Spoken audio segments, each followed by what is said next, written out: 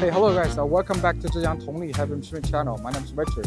So on the back you can see this is the cage rotor of the separators. So in our cement grinding line, also cement production line, there are two kinds. There's open circuit process flow and closed circuit process flow. And then as for the closed circuit process flow, that we will need the separators. So vertical roller mill is also a closed circuit equipment, and also bar mills with separator are also considered as a closed circuit.